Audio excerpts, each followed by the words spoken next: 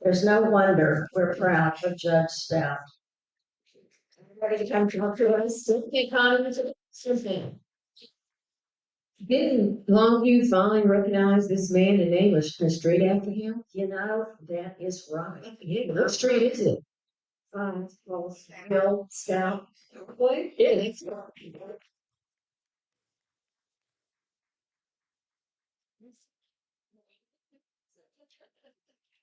need this? He requested a bar stool. Yeah, she got it. You want to tell why you like a bar stool? I spent the first 35 years of my life in the beer business. Barfield, I didn't sit in somewhere in Longview or Great County, Texas. But that's not really what I got this stool here for. It's I found out in giving these things with pretty speeches, be more informal and more accessible and not having a canned speech. It seems to resonate a lot better with the people that are listening to you, and you can get engaged, ask questions, and if you want to interrupt while I'm talking, please do, so I can answer your question.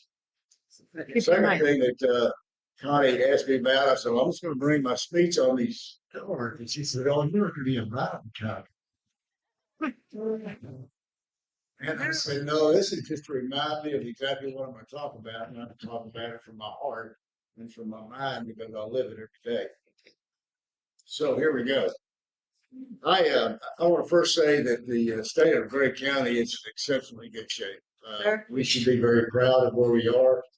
We have yeah, there is. We have a wonderful commissioners court that has really been good stewards of taxpayers' money, and you'll see, I think, when I finish with this speech, the things we have going on for the 5-year forecast is even more bright. When I came into this office, and over the years, I have been just about 10. There's 10 rules that I operate under.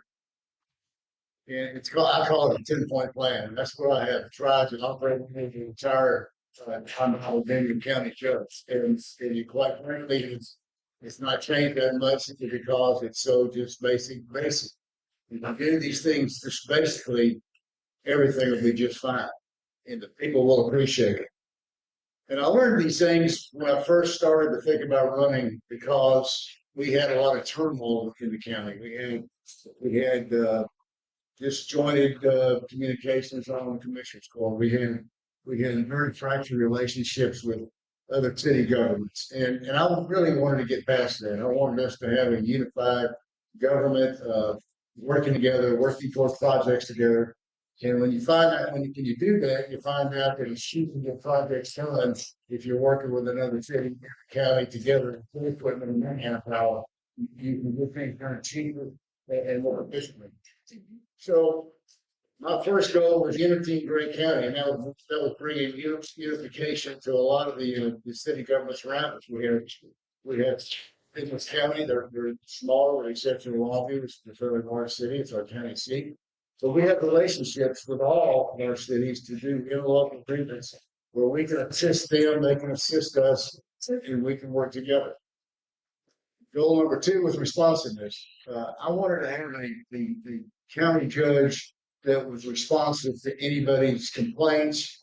If they needed somewhere to look for information or guidance to try and correct a problem or find out how to deal with their problem, I wanted them to feel comfortable in calling the county. So I have been working with all our department heads over the years, every commissioner, to try and be responsive to the citizens of Gray County.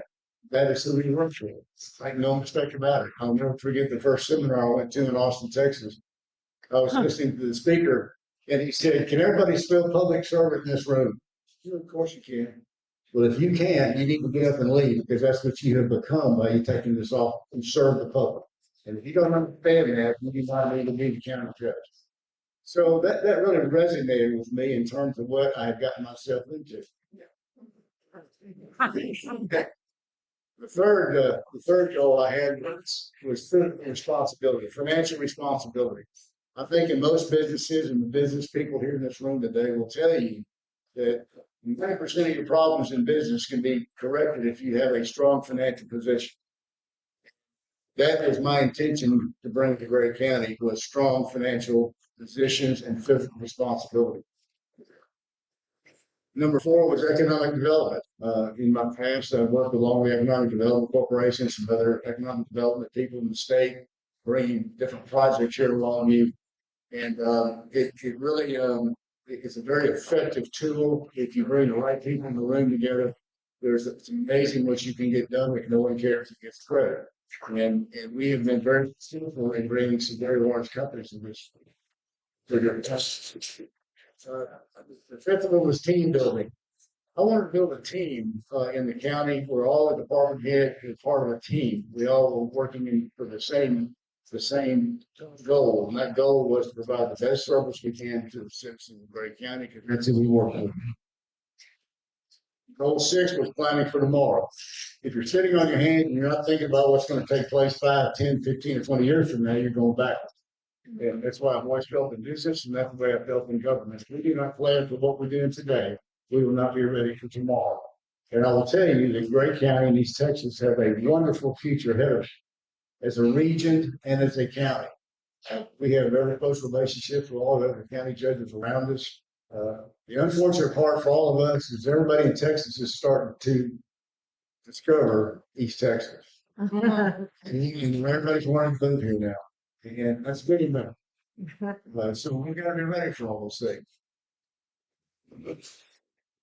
Number 7 is one that's very important to me, is open government. I think it's very important to everybody sitting here in this room. It is self-explanatory. We have nothing to hide in Gray County government. If you want to find out something, you can often ask for it. You do not have to file for an open records request. I don't require it. You tell me what you want, we'll get it for you. And you can ask the newspaper people here, you can ask the TV people here. That's what we do. We have nothing to hide. We want to make sure anybody that wants to know something will get the information for them. Number 9 was Homeland Security. That's again another self-explanatory goal that I have. The world's changed, this country's changing, the state's changing, and we as a county need to change along with it, and that needs to make sure that we are working with our partners on a federal and state level to be prepared for anything that could affect the safety and the lives of the people who live here in Gray County. We just recently, some of you know J.P. Steelman. He was the fire chief for the city of Long Beach for many years. He was just hired by the state of Texas to be the regional director for TDM, it's Texas Department of Emergency Management. He is now on the 2nd floor of the Gray County Courthouse, and he's over this region. So when we need help, we do not have to go to Beaumont. We don't have to go to Austin. We've got our regional director right here on the 2nd floor of the Gray County Courthouse now to assist us. And I think being through a number of different disasters we've had over the last 15 years, be it the hurricane evacuations up here, COVID, a number of other issues, having TDM cover your back is extremely important because they bring assets that we don't have. And so we're very glad to have JP on the team and in the, as we call it, the fort. And the last one is probably the most important to everybody here. It's certainly most important to me, is to have an open door policy. You do not have to make an appointment to come see me. If you're in the courthouse and you want to come by and see me and talk to me about something and I'm there, I'll see you and I'll make time for you. If I've got somebody else in there, you might have to wait, but you do not have to make an appointment to come see me. If that helps if you do, because we can get right in right away. But I do not turn anyone away if they come by the office to see me. I'm very, very big on that open door policy and transparency. So let's get down to some of the facts and the things that I think you're really interested in. Let's talk about one of the biggest projects we've got going on right now, and that is the parking facility downtown. That is something we have talked about and we have debated, we have argued, we've done a lot in the court to get to where we are. But it was all very hard. And at the end of the day, the court decided for a project like this, we wanted the public on board. I felt like the public was on board. We could have gone ahead and done it without the public support, but the court decided to bring the public involved to vote exactly on this issue. Because we're going to spend $24.7 million of your money, and we were gonna ask you to raise your tax rate 1.02 cents. And for that, we wanted to go to the people. As we hoped, it passed close to 70% vote to go forward with this parking facility, which really gave us a great vote of confidence in what we were trying to do downtown. Parking has been an issue for downtown for decades, and as we change as a community, we have about 4,000 people that come through that courthouse a month, 1,000 a week. We have about 150 parking places around the courthouse. And so you can see where people go park. They park in front of other businesses, they park in no parking zones, they park anywhere you can, and they're to get sort of the So this should eliminate. The one factor about the parking facility that we want to make very clear when we started designing it was we did not want it to look like a parking facility. We have 13,000 square foot of office space on the first floor. We're moving veterans. It is now in a shopping center. We're moving veterans into a very nice set of offices to show the respect that we have for our veterans. Well, Ron McKinney's wife is here, but he's not here. But I will give Ron McKinney, the commissioner who sits on the board with us, all the credit for making that happen. He was a very hard proponent of making sure that we give the veterans an office that they rightfully deserve. So that will be part of the use of that 13,000 square feet.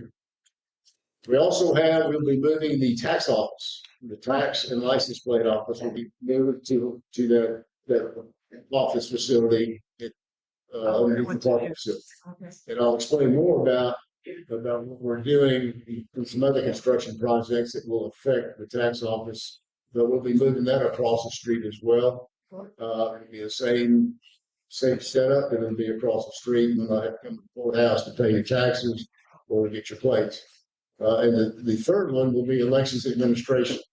We will have our elections administrator in her offices, in conference room, and properly stored voting machines in a highly secured area that has been planned around the state security requirements as well as our own, and we're very excited about that. I think when it's all said and done, the people of Gray County will be very proud about this building and what it's going to look like. Here's the best part. Here's the best part. Getting back to financial responsibility. The parking facility and offices was $24.7 million. The county put down $7 million. We went to the voters for them to give us the authorization to borrow up to $19 million and raise the tax rate a penny. They gave us the authorization, but we only borrowed $17 million. We set up a sinking fund and we put in $5 million in that sinking fund to go toward the debt. The debt was structured to be on a 5-year call. When you do bonds, you can have 5 year, 10-year calls where they can come back and review where you are, what you're paying, if you want to pay it off, if you want to refinance it, and so forth. And it's on a 20-year amortization. Fortunate for us, we had such a strong bond rating. I think we had a AAA bond rating in terms of borrowing the money from the bonding companies. We got a 5-year call, so we will be able to look at what we want to do in 5 years on that debt. And we got a 20-year amortization. So we put $5 million down. We owe 17. We put $5 million down. I plan on putting another $5 million in the sinking fund this year. And over the next 3 years, we will fulfill that $17 million. And my plan will be to pay that debt off in 5 years. That way we reduce the tax rate to 0.02. So the reason for that is because we borrowed money cheaper than what we were getting paid on our deposits. And in business, you call that borrowing free money, where you do not pay and you're making money on the money that you carry. in the back and have access to it. So we think that's a solid financial plan. The bond underwriter was very pleased with what we did and how we set it up. And I think without question, we'll have that thing paid off in 5 years. And it'll take us right back to where I want to be, which is zero debt. We're going to have zero debt up until this parking facility. We will have zero debt.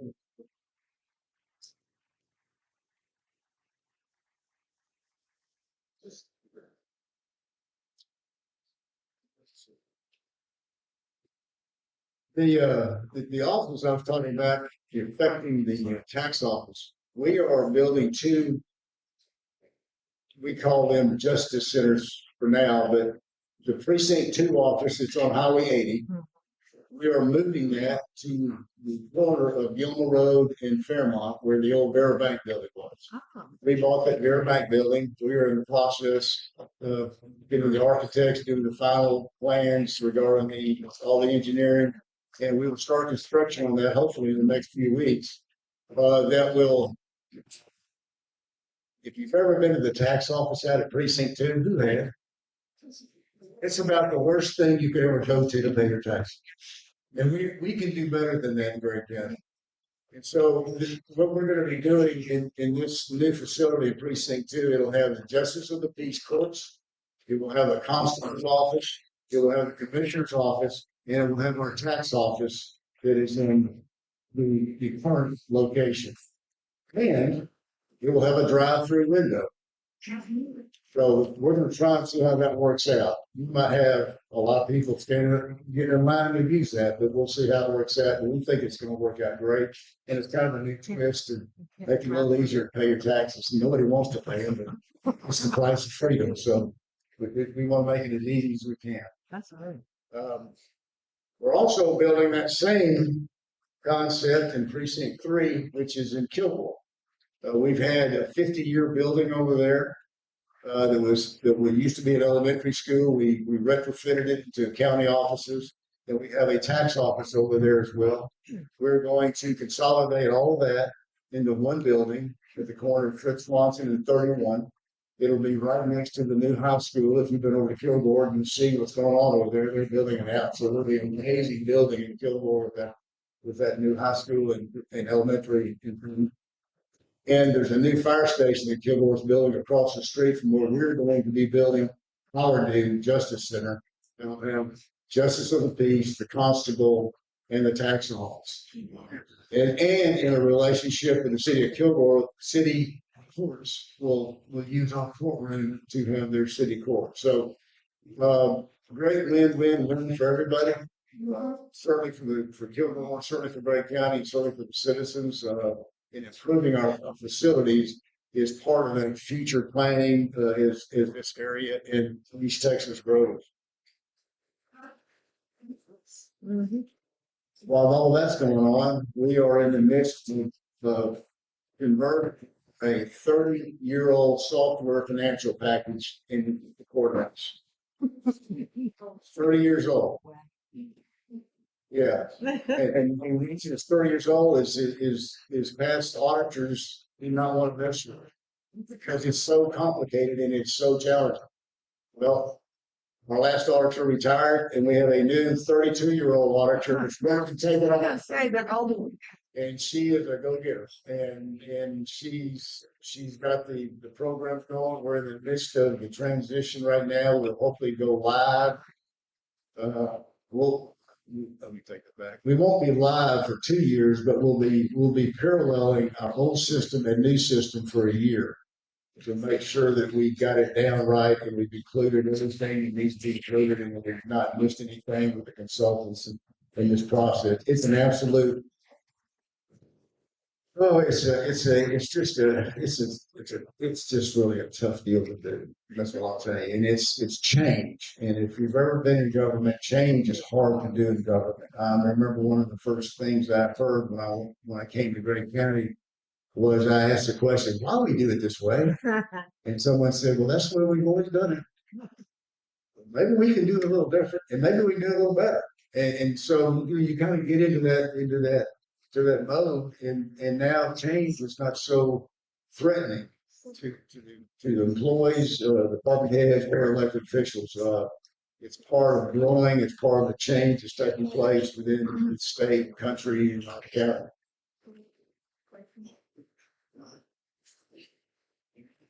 We also, in the last couple of years, we have reviewed our pay structure. We have reviewed, we have changed it, we have set it up on a three minimum midpoint match. Where you get match, you can no longer make any more additional monies unless you get promoted. Salaries are one of the biggest costs of any business. They're certainly one of the biggest costs in Gray County. And we have to have a method by which to control them, yet still be fair and still be competitive with the people that we want to come work in Gray County.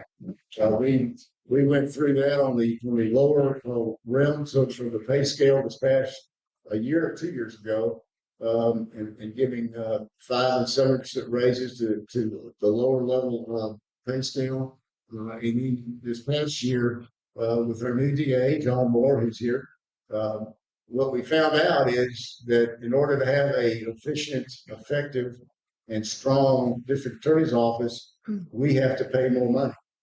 You cannot pay an attorney $60,000 and expect him to work in the district attorney's office. It's just not going to happen. John's leadership has opened all of our eyes to the fact of what we need to do, and we're doing it. I think we've done a lot in a short period of time, and I'm sure that John will be be coming to see me again this year about doing so. Let's do some more, and I look forward to that because we want good prosecutors. We want to put the bad guys in jail.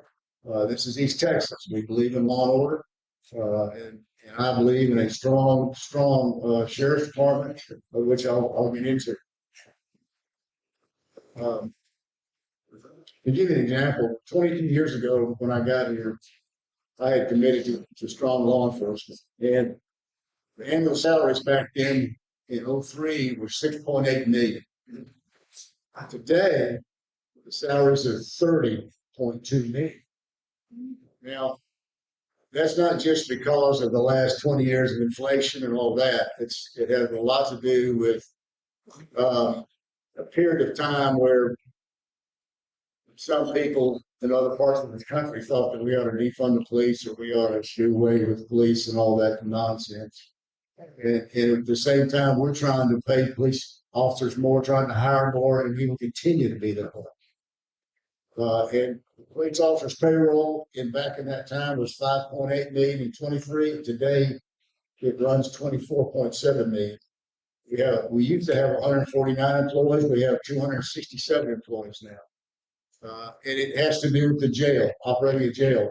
One of when the governor's office contacted me about seeing if I'd be interested in taking the appointment to be the chairman of the jail commission standards for the state of Texas. I only really knew a whole lot about running a jail, and so I went to Maxie, our sheriff, the greatest sheriff in the state of Texas, and I said, Maxie, what do you think about this? Oh, I'm not sure about that, Judge. And I said, well, if I take this, there is no mistakes in Gray County. There's no more mistakes in your jail. There is no more slip-ups. It's all got to be run, and we're going to make sure that we do the right thing. Anyhow, I've learned a lot about jails and the cost of them. And that's one thing that I think the public, we all want to put the bad guys away. We want to make sure that they get what they deserve. But once they get into our jail, they become our responsibility. Their health care, their mental state, their 3 meals a day. All the things that we all do as a free society, that becomes part of our responsibility and part of all of you all's tax money that has to be spent to make sure we follow certain standards under the jail commission. Once that person gets in our custody, we are responsible for his health. And I will tell you that is in the millions of dollars a year that we have to provide. And it's something that is not going to get lower. Yeah, it will get higher. we continue to struggle with it. We've got our own doctor, we've got our own doctor at the jail. We have a contract with Community Health Corps, which deals with all of our mental health issues. We have them office down there at the courthouse, which has helped a lot because we try and get people that need help out of the jail quicker to go get the proper help in private facilities. So they do not languish in the jail. That's not a place when you have mental health problems to be hanging out in a jail.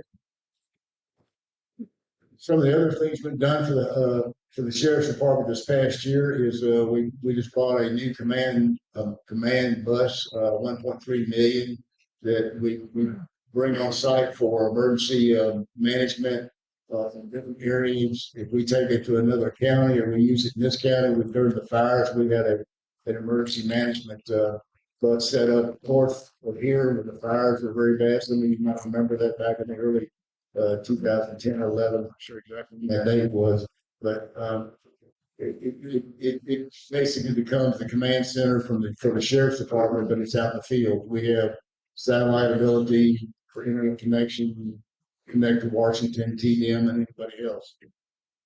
We also have purchased a new SWAT vehicle in partnership with the city of Longview. We split that cost right at $1 million. We split that cost between the two authorities. We both provide officers that go through SWAT training and provide the protection when you have to call them out. When you call them out, there's a bad situation. The last SWAT vehicle that we purchased, I always remember this. We had someone on the court that really didn't think we needed one in this town. They're small, and we eventually went ahead and got it anyway. And that vehicle had been shot at different scenes. It showed up to 157 times. The windows had been shot out or cracked. The armor had been shot, and they were trying to shoot police officers. So it's certainly paid for itself in lives, and we'll continue to make sure we keep the modern equipment. We also added a $2.3 million telecommunications system to the sheriff's department that's got range many counties away from Gray County now. So all of the communication between city, county, DPS, state officials, we can do it through our radio system now, which we could never do before. The communication aspect has been tremendous in terms of when you need when the wolf's at the door and you need the backup. This kind of communication system makes that happen. Got a lot of state projects, a lot of infrastructure projects taking place. Part of that I-20 study group that I was a part of early on in 2003, 10, whatever it was, he recognized something that was very glaring to all of us between Dallas and Shreveport. All the deaths that occurred on I-20 between Dallas and Shreveport are in Van Zandt, Smith, and Gray County. And if you think about it, when you're driving down I-20, it's pretty straight when you're coming out of Dallas, but then by the time you start getting East Texas, it goes up, it goes down, it goes around, it goes up a hill, it goes down a hill. And when it gets wet, that becomes a very dangerous area. So that is the most dangerous area of I-20 that we've discovered. And it's also the growth area for this part of the region of East Texas. And so you've read the paper and you've probably seen it or heard about it, that the I-20 is they're doing the engineering right now and working on securing the fund. It'll be a state project. There'll be no county fund involved. It'll be a 6-lane, 3 lanes on each side, going through from Van Zandt all the way through to Harrison County. And in Harrison County, there's going to be I-69 will be coming up from the south. We'll be turning 59 into part of the interstate system.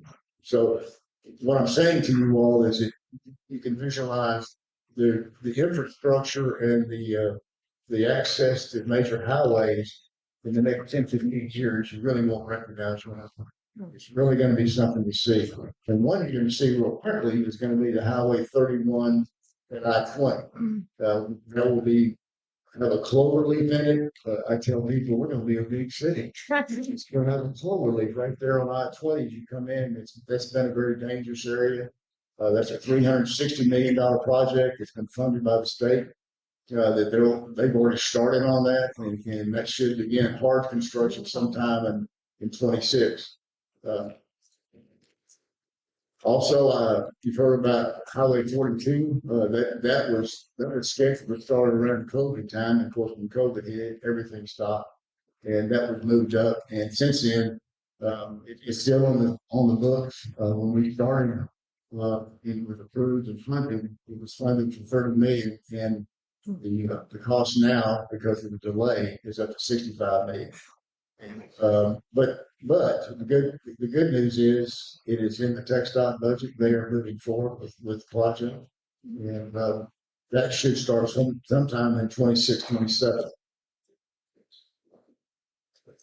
George Ritchie Road continues to be widened from the initial part we did back in the early day, and White Oak and the outlying areas of the county will be continue to be worked on too. So that will be eventually be a 5-lane highway from 271 to 259, 259 to 271 when it's all said and done.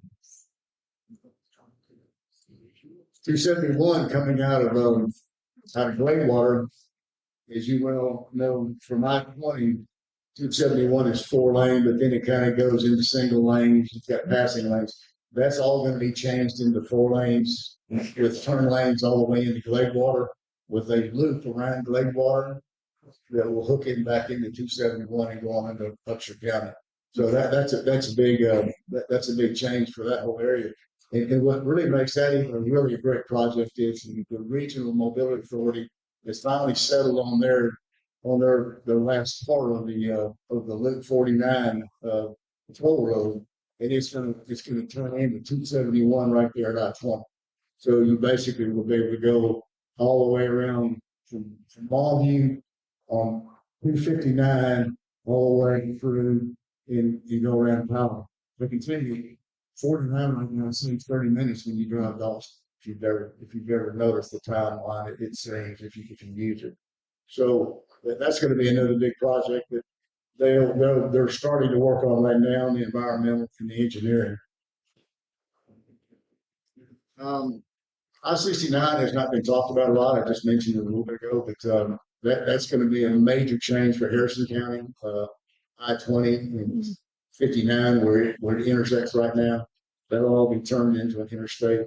You're seeing some signs now. If you get north going toward Texarkana, they've already got signs up. It's going to be Interstate 69. So that's moving forward. Let's see here. We have been working on passenger rail for passenger rail, and we have been looking, but I do not think that funding is going to be as readily available as it was. With changes that are taking place, they're looking to put that money somewhere else. But we're working with Amtrak and Union Pacific to dual track that area, so you can have passenger rail nonstop. Where if you've ever ridden Amtrak from Longview to Dallas, pull off the side, let freight go by because freight's got the right way. Our proposal that we're working toward is a dual track where one will be passenger, one will be freight, and we go all the way. It would go all the way from Dallas to Atlanta, Georgia, and hook up with everything else on the East Coast. That's a long range project, but a lot of these projects I'm talking about that are in the midst of being started right now, we were working on them back in 2005 and 2007. I mean, these projects don't happen overnight, so that's where you have to start your work.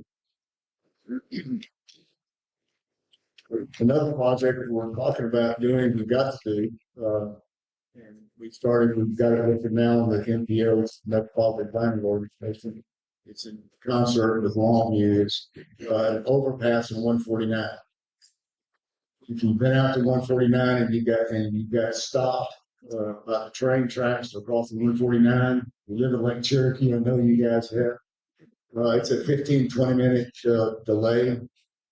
Well, with a $1.3 billion expansion that Eastman's going to do, with the exception of some adjustments to that grant that they're going to get out of Washington.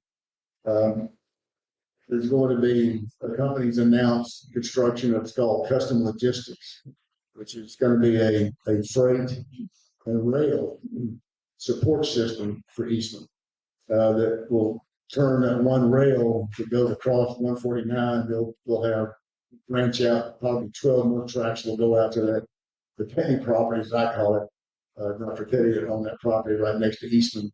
That will be turned into a major distribution for truck and rail. And obviously that overpass is going to be essential in the years ahead to make all that happen.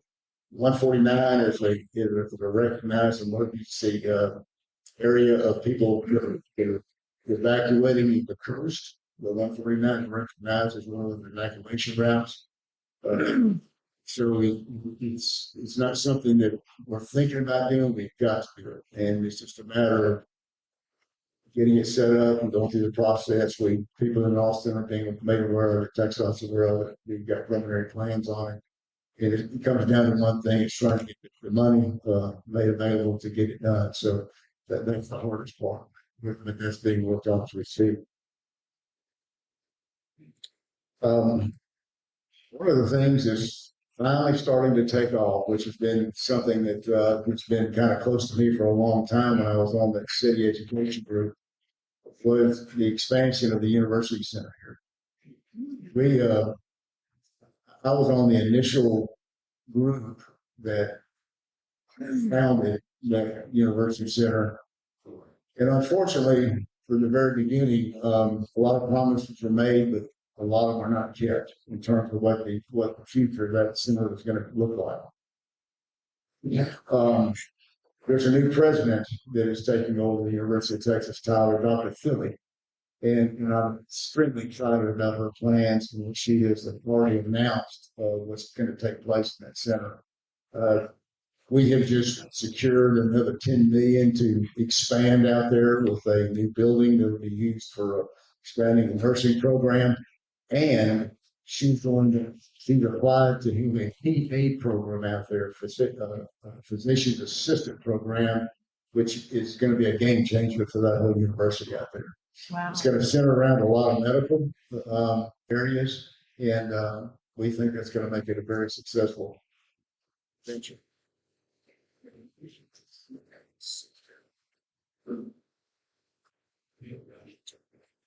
Mention that. Here we have a few facts I think are kind of interesting since I've been here. You live your life, you don't really keep track of how the community's growing. It's just it's growing, but you don't know about how much. In 2003, our taxable valuations were $5.8 billion. 5.8 billion. Today they're 13.6 billion. Sales tax we received was 10 million back in 03. It's 15 million now. The revenue now is 96 million. The numbers that we deal with in budget planning are serious. And I tell people, a lot of people out here too, we run a very large, serious business at the county. And I say large and serious. People go to prisons for long periods of time. We keep track of everybody's records from the time you're born to the time you leave the service and you see the maker. It's a very serious business, and it's managing all of you all's money to make sure we're trying to do the best we can. Are we perfect? Absolutely not. But do we try every day? Yes, we do. We try harder. I'm not going to add any more to that. I think I know I'll probably talk a little past my time. I'd love to take some questions. I have a question. Yes. Where is Speak. So, I'm not sure how much you're involved in it, but I hear that there's plans for the Sabine River. Yeah, you know what I'm talking about. Take it away. Yeah, the Sabine River Cattle Project is what we call it, Sabine River Cattle Project. It was an idea that came up with Josh Sutter, who was the city manager. Kilgore came up with the idea. But if you've never been down Sabine River from, say, Glenwater to Taylor, you really don't know what that river looks like. And there's really pretty parts of that river that the water's clean, the sand's white. I mean, there's places you wouldn't believe they're very nice. And so with the reconstruction of 42, it's going to take away some accessibility points to the river. And we're looking to expand accessibility to the river in certain sections of the river that would be conducive to paddling or boating, flat bottom boats floating down the river. I remember back in my younger days, a long, long time ago, back in my 20s and 30s, a group of us would put in at Glenwater on Friday afternoon, and we would float the river to 149. You get out on Sunday afternoon at 149, and we camped out on the river. That was quite an experience. You certainly didn't sleep on the ground. You sure slept up on the trees in a net. Because there's a lot of those no shoulders that were hanging out the bottom. So it really gave me a chance though to see what the Sabine River looks like from not from a road, but just as a pure major water source in a river that is the third tier of a bright water system that backs up Gray County, this whole area, Lake Cherokee being the one, Lake of the Pines being two, and Sabine River being three. Those are our three water sources that we look to for our water. And if any one of those goes down, there's two more to back it up. So it's an important part of our county, and I think that this pilot project could be a lot of fun and add something different for a weekend or if you want to enjoy it. Okay. Yes, sir. Yes, sir. It's a pleasure to hear your views on the county. There's been a lot of road paving going on, and I don't know if the county gets involved with it. There's even a stretch of road with your name on it has been repaved, and the repaving work has been really poor. Is any comments of quality control on the repaving, and is it going to be done? Number one is that road out anymore is never mine. I told him not to do that. He told me, I believe one night said she'd already done it, but that's another story. It depends on what part of the road you're talking about, because a lot of these roads that you're seeing repaved right now are state roads. So you're seeing a lot of on 271, on 259. You'll see some on George Ritchie because that's a state highway. You'll see some of those being repaved. You get inside the city, that's a city question. Yeah, I don't profess to tell you what they're going to do or not to do. But I will tell you, out in the county, I think we do a pretty good job out in the county keeping our roads really in a pretty good shape. Just, yeah. That answer your question? The answer, section 3, 4.3 area, I don't know. Normal road, that's a state highway. Yeah. I have a question. I live downtown Warren City on the George Ritchie Road. Do you have a time limit on when that 5 lanes come through it? Ma'am, I really don't. They're just now still in law. That whole area we got for, I would say it's going to be a few years forever. We're going to get it. Yeah, but it'll be there. Good morning.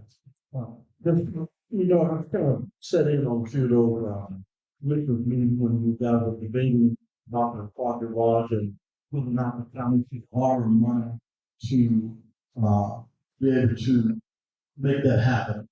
Was it well known to the public and the officials that you could borrow money lower than what they were getting on the deposits? Because it's a reason a lot of people. Once they were explaining that, they couldn't survive. I mean, that's the best way I can say it. We looked at all different ways of how to do it, and we had the financial consultants that helped us with all that. But we didn't realize we could get the kind of interest rates to pay all our deposits that we weren't going to use. And we didn't realize the amount of interest rate we were going to get charged because we had such a great credit rating. And so the difference between the two was we were paying less for the money we were borrowing than we were getting for the money we deposited. And it became a real no-brainer at that point in terms of which way to go. I think the sentiment still is now that the county is spending money on financing the parking facility, and it should not be done because that information is not known. Well, we're not. Money's being borrowed and it's been paid back for 5 years. Okay, I'm glad to hear that because I want you to get back to that record, and I've said this before in the commissioners meeting, that, I want us to get back, I think we had 16 years of no debt, No, we had 20. 20 years of no. 21 of no debt. Okay, and only 5 counties in the state of Texas with that particular status. And we're gonna get back to there in 5 years. 5 years. Really, it's gonna be 4 years. Okay, well, you did. I want you to.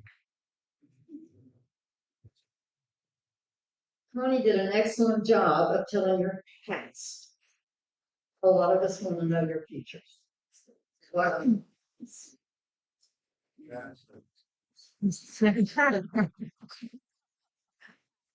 Can't do without.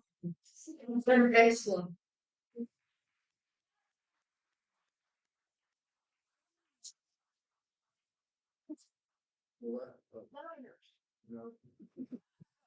He's done a great job. I will tell you that I have thought long and hard, and I'm not voting again. We have got so many things going that I started, that I will take personal responsibility for. That's why I'm telling this man over here, I'm gonna get that money paid off. I'm gonna make those commitments because I'm going to start it. Right. And when I give you my word, I mean, and I have all the confidence in the world we can do that. But in order for me to do that, we've got to run again. So I'm going to run again.